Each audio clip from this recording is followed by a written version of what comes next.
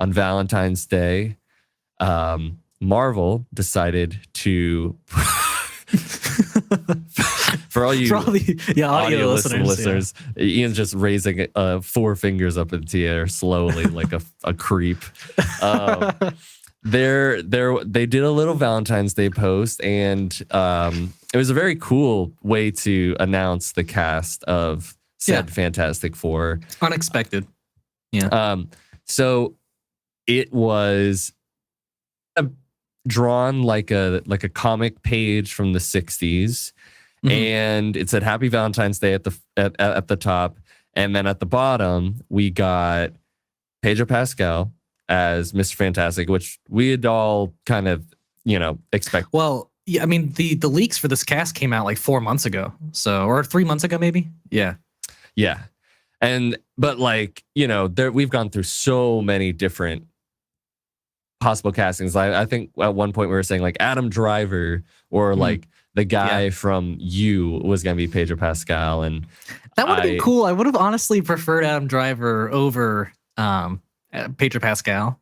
But I don't know. I think I would prefer the Pedro Pascal, to be honest. Interesting. Because Adam I kind of want Reed Richards to be an older guy already, right? Right. Yeah. So. I mean, Adam Driver is probably early 40s now, maybe late 30s, but but he still gives off like a younger vibe. Yeah.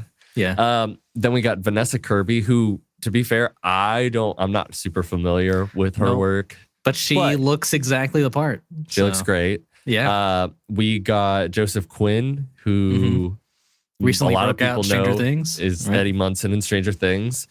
I'm very excited about that. And then lastly, I feel like I'm gonna butcher his name. It's if I have it in front of me, then I can say it. The guy from The Bear who just won his Emmy for he was also in The Punisher. If you ever saw The Punisher. Yes, I heard. Yeah, I heard he was in The Punisher. I heard he was in one other thing that was really quite good. But I'm gonna try and pronounce his name. It's Ibn Mas Bakrak. Yes. Yeah. And from everything that I've heard, I'm not seeing The Bear yet, but everything I've heard, he's like, people are like, great choice, great choice. Nice. So, and it's cool. You kind of see him as like an astronaut in the back. Yeah, in the background. Yeah, I like that. And it's all drawn, and their costumes, and that's what was so nice. The little magazine, the Time magazine that the Thing is reading, is from the 60s. Yeah, they actually were able to pinpoint that was from 1963, that issue. Yeah. So possibly taking place in 1963.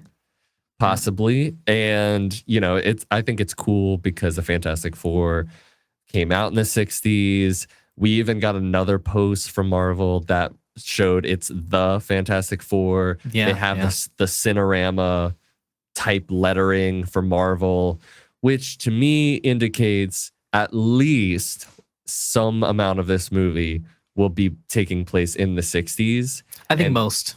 You think most? What's gonna happen, I think it's gonna be like a Captain America situation where something happens towards the end of the movie that like pulls them in to the present day timeline. I don't think like we're gonna see them go throughout like the years or whatever. I think it's just gonna be like they get pulled from the 60s to now. And I don't know how that's possible. I mean, time travel was in Loki. But yeah, I think that is the most likely of scenarios. Yeah, I mean, if they're going into space, that you could have some sort of, interstellar sort of time problem. We've already, obviously the multiverse is a huge part of going into all these new phases. So it could be something to do with that. I know one theory was that we thought we were going to see them, that they were pulled into the quantum realm in Quantumania. We were going to see a bit of them. Like they were these like great astronauts. There were these cool figures from the 60s. We don't even know about the 60s in Marvel. We just know the furthest we've gone back is technically the 70s with the 40s. When was the 40s? Captain America. Okay. Yes. Yeah. Okay. So we got some of the 40s, but like besides that, also Agent Carter. Okay. Yeah. Sorry. But for the most, but like that was a very singular, like World War II sort of, Sure. Like the furthest we've gone back is very briefly the 70s, in like Guardians of the Galaxy and Endgame and a bit of Ant-Man. So well, but here's the thing: we've also gone back to now in Echo, like the Native American people underground. So that was like thousands of years ago. But I'm talking about like I'm talking about like actually what the world was like, and so I don't know what I was necessarily going to say other than we wouldn't have any reason to actually know about them. And the theory was that they got pulled out. They were from the 60s. They got pulled out. They've been lost, and then they'll show up in the present day. So I feel like there's without a doubt a feeling that they're still going to show up in the present day somehow, and they will have not have aged. Like we're not going to catch up with them in the 60s, and then they're significantly older. I do think the problem there though is that like out of this entire time of this universe and there being this many superheroes, like how has no one ever mentioned the Fantastic Four? Like, I mean, the only mention we ever got of it was Multiverse of Madness, and that's because Reed Richards was there. So yeah, I don't know. It leaves a little bit of a plot hole for me, at least. Sure. Yeah. Hopefully it'll be done in a way that we go, okay, yeah, all right, I buy it. You know, but I also have a question to pose, which is, what if they are from the universe that Monica Rambeau goes to at the end of the Marvels? It's funny. I actually did watch that this past week. And my question to that was, I think more so that is like maybe the universe that is being pruned in like Deadpool 3, which we'll get to later. Sure. So I don't necessarily think that's the universe Fantastic Four is in. I think that's where like the original Fantastic Four is in, if they're going to be in a universe. But yeah, I don't think that's necessarily the track they would go. I mean, maybe it is. I don't know, but doesn't seem like a logical like two-step, right? Right. Well, I personally think the cast is pretty sick, and I'm super excited. I think the idea of being able to see what the Marvel universe is in the 60s could be very, very cool. Yeah. I'm hoping like I think there's been a lot of pieces that have been written that are like saying Pedro Pascal has the ability to be the Robert Downey Jr. of this new part of the MCU. And I don't know about that. To their point, I think the role is big enough. The role is big enough, and I think there's a possibility that could be the case, because the movies desperately need a face, and I think if you get, I think Reed Richards is a big enough character to base that around, and I think Pedro Pascal is a good enough actor to base that around, and I'm hoping once we get some more mutants that it'll be like Reed Richards and like whatever face they want to put, as the lead mutant, Yeah. No, I feel that. Like we kind of need that like Steve Rogers, Tony Stark sort of. I guess I was hoping, and I think they were going down the direction at one point of like making Benedict Cumberbatch like that guy. I just don't see that, I can't see him wanting to do that many movies, Like, I think he does like Doctor Strange. But also like Doctor Strange as a character, like he's not. Well, yeah, but it's not like Iron Man was like insanely popular when Iron Man came out, He was insanely popular when Iron Man came out. He wasn't. I mean, he was not one of like the top selling comics. I mean, he was never, Iron Man was never as big as like Spider-Man and the Hulk. No, he was never like that. I'm talking about the movie. No, yeah. The movie was like everybody. No, yeah, I'm just saying like before Iron Man came out, the character of Iron Man like wasn't like a super popular character. Right, but I'm not talking about that. I'm just saying like Stephen Strange, as we know in his movie so far, not anywhere near that level of popularity. Sure. Yeah, I'll give you that. But anyways, I think it's great. I think the casting's great. I do agree. I think the casting is great. I'm not gonna completely shit on Pedro Pascal. Like I'm gonna see his performance before I say he's a horrible casting choice.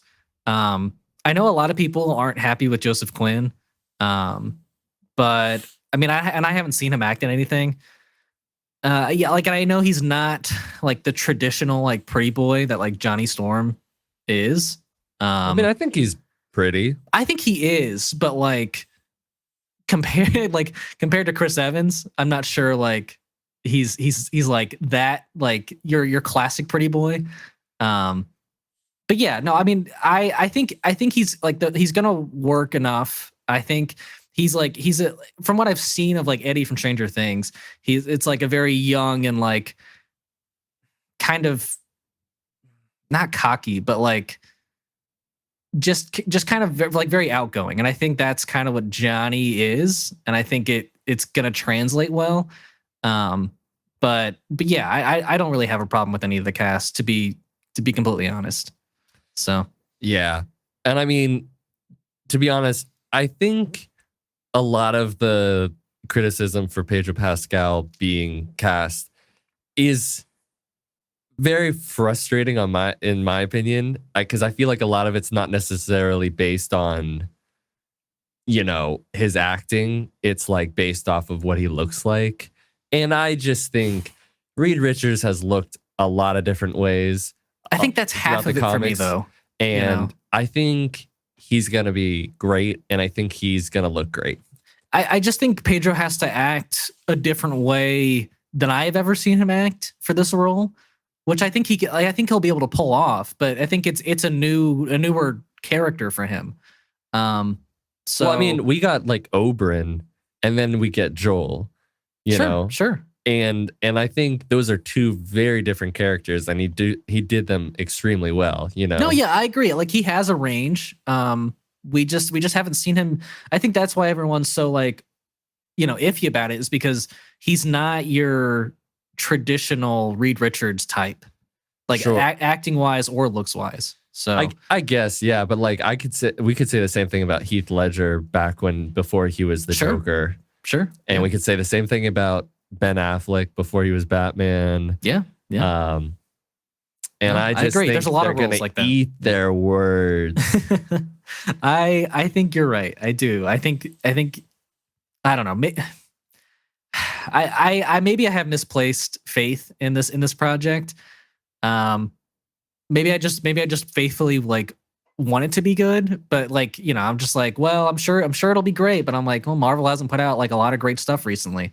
So, but I think that's going to change with the fact that Kevin Feige is back in control. They're rewriting things like Captain America 4, doing extensive reshoots, basically doing another shoot, 3 months of shooting. Yeah. We're getting something like X-Men 97, which we're going to talk about. We're getting Deadpool. Yep.